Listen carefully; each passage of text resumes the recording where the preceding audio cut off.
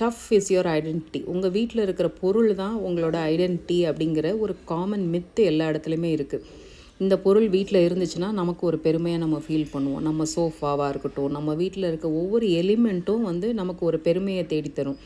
அது சமுதாயத்தில் வந்து இது ஒரு பெரிய ஒரு அந்தஸ்து அப்படின்னு சொல்லி நம்ம எல்லாருமே நம்ம நினச்சிட்ருக்கோம். அந்த மாதிரி தான் சொல்லப்பட்டிருக்கு.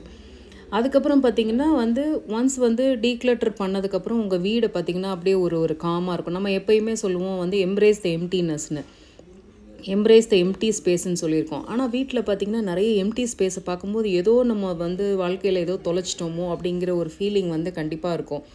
நம்மளோட ஃபர்னிச்சராக இருக்கட்டும், நிறைய ஐட்டம்ஸ் வந்து நம்ம வந்து we'd been reused lot of items, அதெல்லாம் பார்க்கும்போது ஏதோ நம்ம வந்து வேறு வழி இல்லாமல் இந்த லைஃப்பை வாழ்கிறோமா, மற்றவங்களாம் வந்து நல்ல புது புது ஐட்டம்லாம் வாங்குகிறாங்க, நிறைய பர்ச்சேஸ் பண்ணுறாங்க, நிறைய ஷாப்பிங் போகிறாங்க, ஆனால் நம்ம வந்து இப்படி இருக்கோமே அப்படிங்கிற ஒரு ஃபீலிங் இருக்கும்.